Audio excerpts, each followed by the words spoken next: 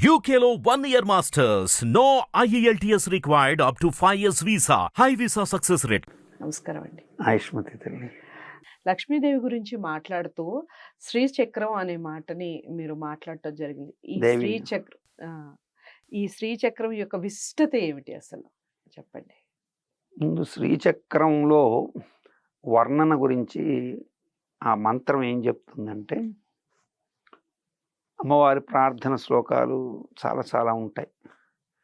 మహాపద్మవరాందస్తే కారణానంద విగ్రహే సర్వభూతహితే మాత ఏహేహి పరమేశ్వరీం శ్రీచక్ర మధ్యదేవీం ఆవాహితో ఆవాహితో భవ స్థాపితో భవ సన్నిరుద్రో భవ అవకుంఠితో భవ సుప్రసన్నో భవ వరదో భవ దేవీ స్థిరాసనం కురు దేవి షట్చతురశ్రీ వృత్రత్రయ షట్చతురశ్రీ వృత్రత్రయ షోడశీదళ అష్టదళ మనుకోణ బహిర్దశాంతర్దశార వసుకోణ త్రికోణ బింధాత్మకం శ్రీచక్రం ధాత్వా అని దాని వర్ణన. అంటే ఇక్కడ ముందు మహాపద్మవరాంతస్తే, మహాపద్మవనం అనేటువంటి పద్మవనంలో పద్మాలంటే చక్కగా తామరపు, మహాపద్మవనాంతస్తే కారణానంద విగ్రహే, కారణం లేక ఆనందం రాదు కదా.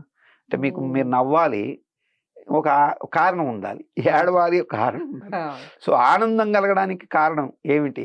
కారణానంద హస్తే. హస్తే అంటే చేతిలో కారణం కలిగించేటువంటిది. అంటే అభయం ఇవ్వబోయే ముందు అమ్మవారికి ఆనందం కలుగుతుంది. ఎప్పుడు ఆనందం కలుగుతుంది?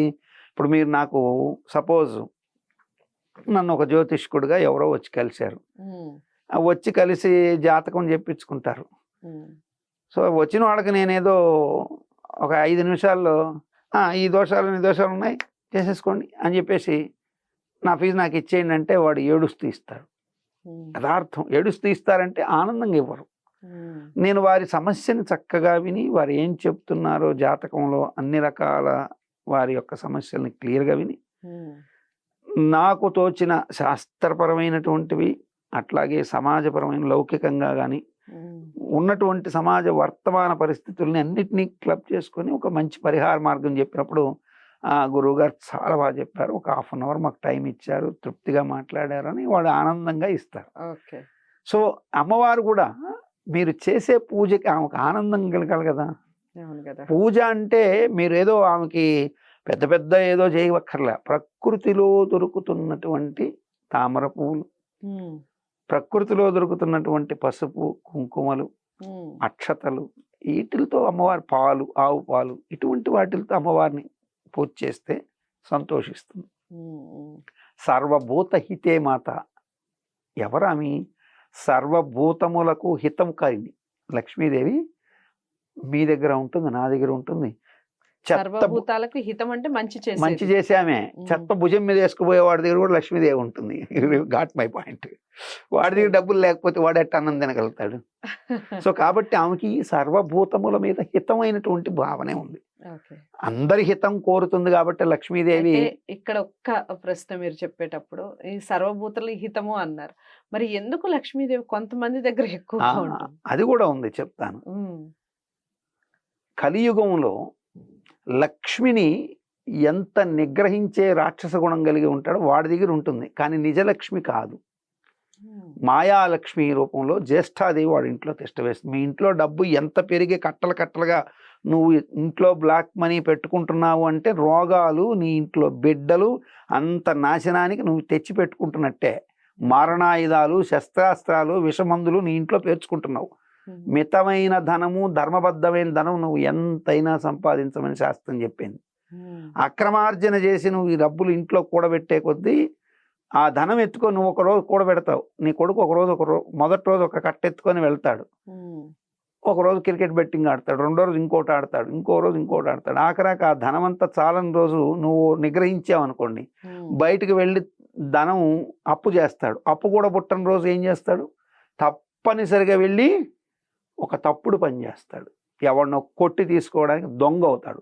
కోటీశ్వరుడు కొడుకు దొంగ అయిన చరిత్ర నా దగ్గర ఉంది. నేను చెప్పకూడదు వాళ్ళ వ్యక్తిగత హిస్టరీస్ చెప్పకూడదు, కానీ కోట్లకు ఆస్తిపరుడు వాడిని ఒకప్పుడు ప్యాంపరింగ్ చేసేసి వాడికి డబ్బు ఎట్టొస్తుందో తెలియక విచ్చలవిడిగా ఉండడంతో వాడు ధనం ఎత్తుకోవి ఖర్చు పెట్టడం మరిగాడు. ఒక దశ వచ్చేసరికి వాడిని నిగ్రహించే పరిస్థితి నీరు లేకపోయేసరికి నిగ్రహించాడు.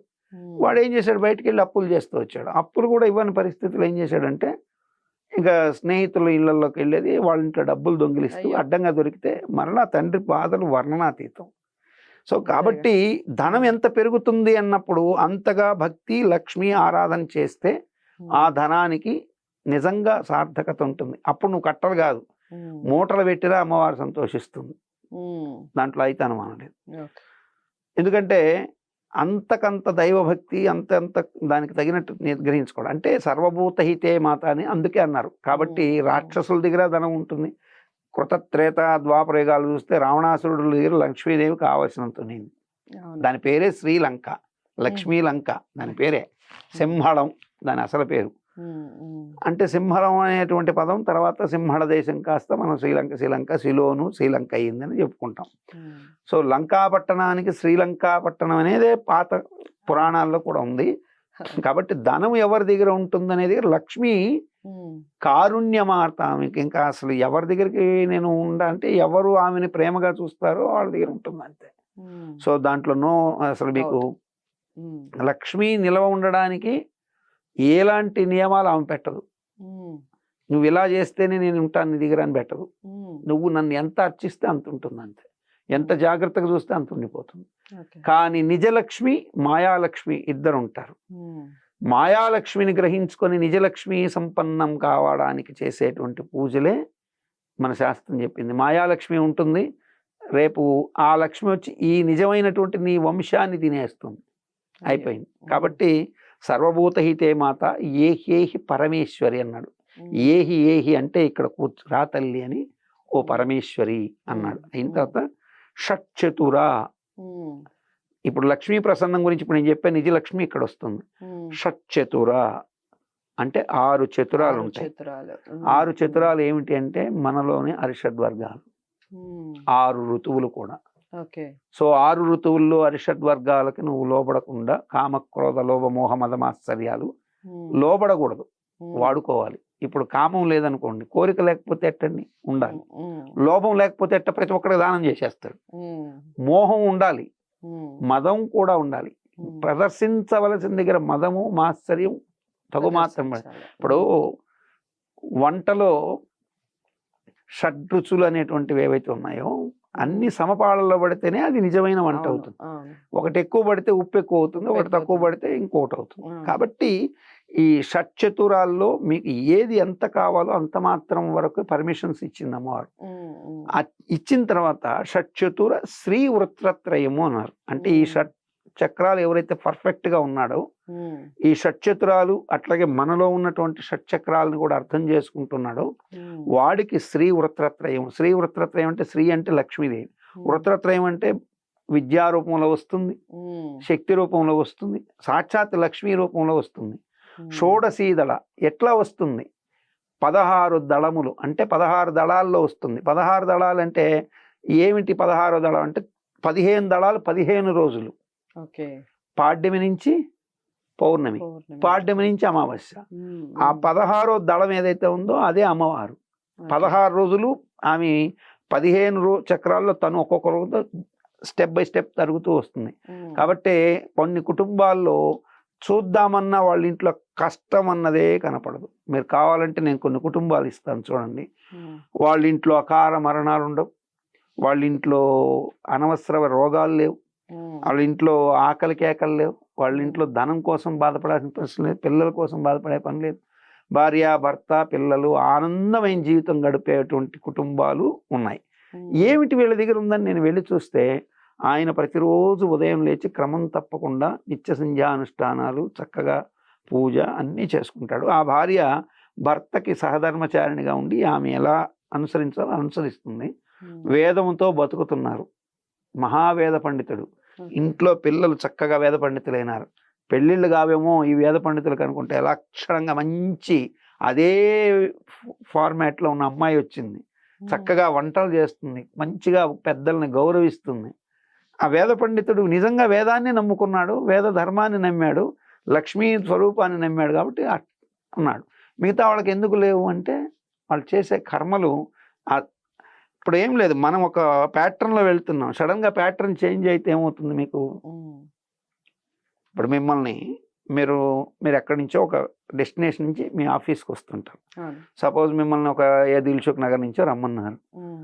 సో దిల్సుఖ్ నగర్ నుంచి రోజు వచ్చే దారి మీకు రోజు తెలిసిపోతుంది. తెలుస్తుంది. కళ్ళు మూసుకొని కూర్చున్న టైంని మేనేజ్ చేసుకొని ఆ టైం దాకా నిద్రపెట్టి టక్కుమని అక్కడికి రాగానే లేచేసి వచ్చేస్తుంది. అవును.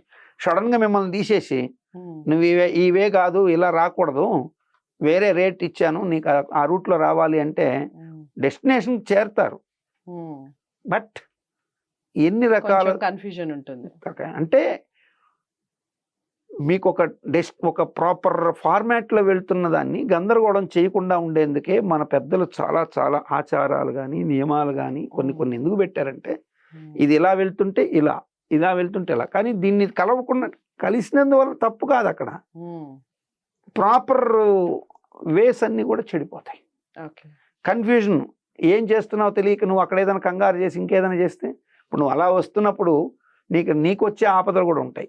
నువ్వు రోజు ఇలా వెళ్ళాల్సిన ఇటు ఎందుకు వచ్చావు అంటే నీ దగ్గర ఏముంది, బ్యాగులో ఏముందా, ఏమైనా ఉన్నాయా అని ఎత్తుకుతారు.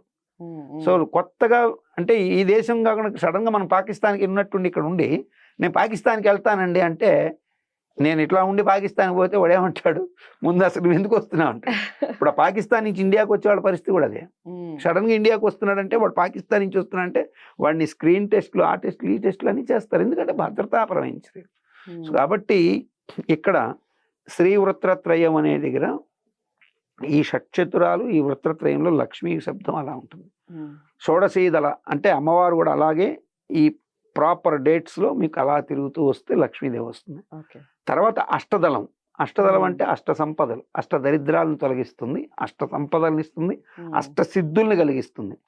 అష్టదళ తర్వాత షట్చతుర శ్రీ వృత్రత్రయ షోడశీదళ అష్టదళ మనుకోణ అన్నాడు. మనువులు ఎంతమంది అంటే 7 మనువులు. అంటే నీకు 7 జన్మల కృత పుణ్యాన్ని కౌంటేస్తారు. మళ్ళీ అక్కడ కూడా మళ్ళీ నేరుగా ఇచ్చేది సంపద. 7 జన్మల పర్యంతం 7 జన్మల పుణ్యం అంటారు. అటు 7 తరాలు ఇటు 7 తరాలు అంటారు. సో సప్తపది అనేది కూడా అదే. 7 జన్మల్లో ఇతని యొక్క జన్మల్లోని ఔచిత్యము, ఇతని పుణ్యాన్ని కూడా క్యాలిక్యులేట్ చేసి 7 మనువుల దగ్గర లెక్క పెడతారు. మనుకోణ బహిర్దశ. ఇప్పుడు ఇతను అంటే బయట మాట్లాడే మాట ఒకటి, లోపల ఒకటిగా ఉన్నాడు. బయటకు లక్ష్మీ పూజ చేస్తున్నట్టుగా పూజ చేస్తుంటా. కొంతమంది నేను పూజలు చేసేవాళ్ళని కూడా చూస్తుంటా. పూజ చేసేటప్పుడు ఈశ్వరుడి దగ్గర చక్కగా అక్కడ పెట్టి పూజ చేస్తుంటారు. అదేదో సినిమాలో కూడా భానుమతి రామకృష్ణ చెప్తుంది, పూజ చేస్తుంటుంది, రే గొడ్లం కట్టేసరిలేదు చూడండి రా అంటుంటుంది. సో ఇక్కడ కూడా పూజ చేసేవాడు కొంతమంది, రే నువ్వు ఆ వస్తువులు అక్కడ పెట్టుకు, ఈ వస్తువులు ఇక్కడ పెట్టుకునేటువంటి దగ్గర నుంచి, అంటే ఈ పూజలో మధ్యలో ఇవి అవసరమా? పూజ చేస్తున్నావు భగవంతుడి దగ్గర, లక్ష్మీ అష్టోత్తరం చేస్తున్నావు, ప్రకృత్యై నమః, వికృత్యై నమః, విద్యాయై నమః, సర్వభూతహిత ప్రదాయ నమః అని చేస్తున్నావు. ఎందుకు కళ్ళు మూసుకోమన్నారంటే ఈ ప్రపంచం చూస్తే నువ్వు డైవర్ట్ అవుతావు కాబట్టి కనీసం కళ్ళు మూసుకుంటే అమ్మవారి రూపం తలుచుకుంటూ చేస్తామని. కళ్ళు తెరుస్తూ దేవుడి పటాన్ని చూస్తే తప్పలేదు మనడ.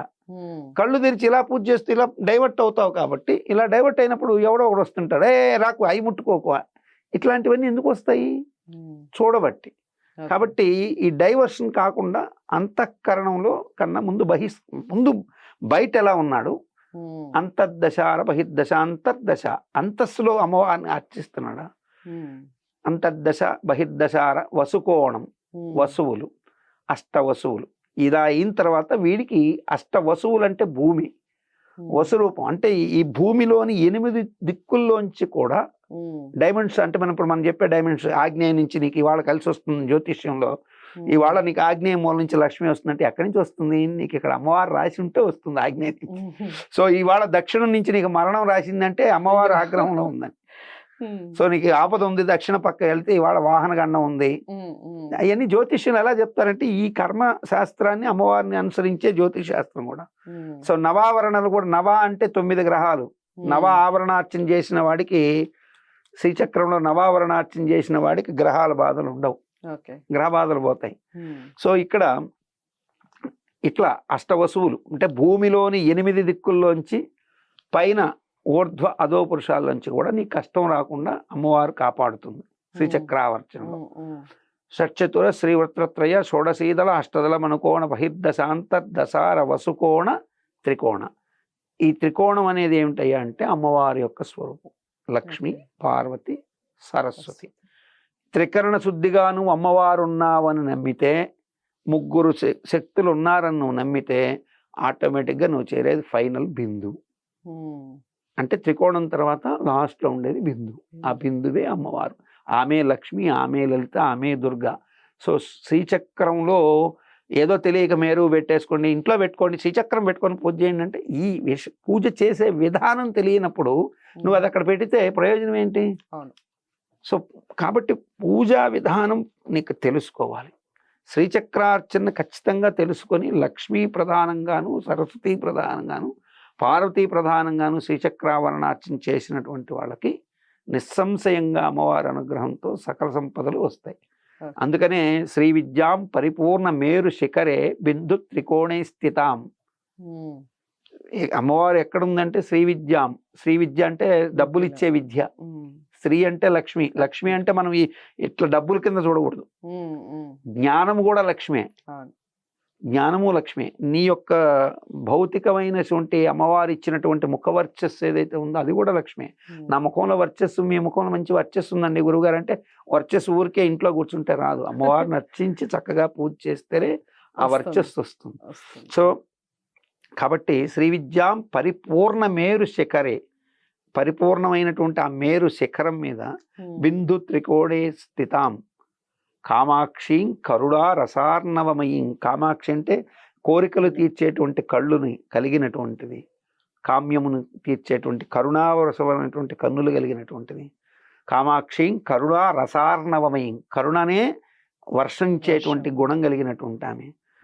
కామాక్షి కరుణారసార్ణవమయీ కాంతాం చిన్మయ కామకోటి నిలయాం. కాంతాం అంటే ఆమె లక్ష్మీదేవి. చిన్మయ కామకు అంటే చిన్మయ అంటే నవ్వుముఖం కలిగినటువంటి కామకోటి నిలయాం. మనుషుల కోరికలన్నీ కలిపితే కామకోటి. కామం అంటే కామం కాదు, కామం అంటే కోరిక. చాలా మంది తెలియక కొంతమంది ఉంటారు, ఈ సగం సగం చదువుకున్నటువంటి కొంతమంది అజ్ఞానులు. ధర్మం తప్పిన వాడిని ఏమంటారు? ఈడు అధర్మపరుడు అంటారు. అర్థం దగ్గర అంటే ధర్మం తర్వాత అర్థం దగ్గర తప్పిన వాడిని ఏమంటారు? ఈడు అంటే డబ్బు దగ్గర వాడు మరీ పీనాసి ఉంటే ఇంత పీనాసి వాడురా, డబ్బులు ఎంతసేపు పోగు చేసుకుంటారంట.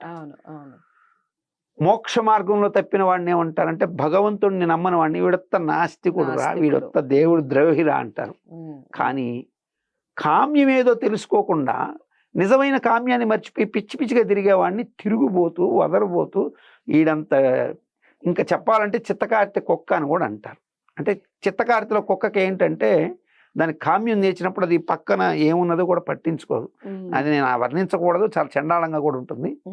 సో ఒక మహిళామూర్తితో మాట్లాడి ఇంటర్వ్యూ చేసేటప్పుడు అటువంటివి కూడా వర్ణించకూడదు. కామ్యాన్ని సరిగ్గా అర్థం చేసుకోవాలి. సో కామ్యాన్ని కామ్యంగా అర్థం చేసుకున్నటువంటి వాడు కామకోటి పీఠ అంటే ఇటువంటి మన కోరికలు ధర్మబద్ధమైనటువంటి కామకోటి నిలయం. కామకోటి అనగానే వాడేమనుకుంటాడంటే కామకోటి అనగానే అమ్మవారు కామకోటి అని వీడు వర్ణించాడంటాడు. అదే అజ్ఞానం. తెలుసుకోవాలి. తెలుసుకుంటే అమ్మకి రామ్మకి పదం చాలా తేడా ఉంది. అమ్మని అమ్మగా చూస్తే ప్రతి మహిళామూర్తిలో అమ్మాయి కనపడుతుంది. అమ్మని ఆగాక అమ్మలో బొమ్మను చూసే గుణం నీకు వస్తే ప్రతి చోట నీ తల్లిలో కాదు నీ చెల్లిలో కూడా నీకు ఆ బొమ్మలే కనపడతాయి. కాబట్టి దైవద్రోహానికి పాల్పడే ముందు, దైవానికి సంబంధించిన విషయాలు మాట్లాడే ముందు, దైవానికి సంబంధించినటువంటి విషయాలు మాట్లాడేటప్పుడు నువ్వు ఇప్పుడు నీకు నోరుంది కాబట్టి మాట్లాడేస్తావు, కానీ ఒకనాటికి నీకు తెలుస్తుంది. చలం కంటే గొప్పవాళ్ళు కాదు వీళ్ళు. చలము కంటే గొప్ప నవలు రాసిన వాడు కాదు. చలం అంత గొప్పగా రాసిన ఆయన ఆఖరికి వచ్చి నిజమైనటువంటి భగవంతుడు ఏమిటో తెలుసుకున్నాను అని చెప్పి చచ్చిపోయాడు. అంతటి నాస్తికుడు. నాస్తికవాద మైదానం అనే నవల రాసి సంస్కృతిని దైవాన్ని విమర్శించిన వాడు నిజంగా దైవతత్వాన్ని లాస్ట్లో అర్థం చేసుకొని చచ్చిపోయాడు. సో వాళ్ళకంటే వీళ్ళని గొప్పవాళ్ళు కాదు. నా దృష్టిలో వీళ్ళకి విలువ కూడా లేదు.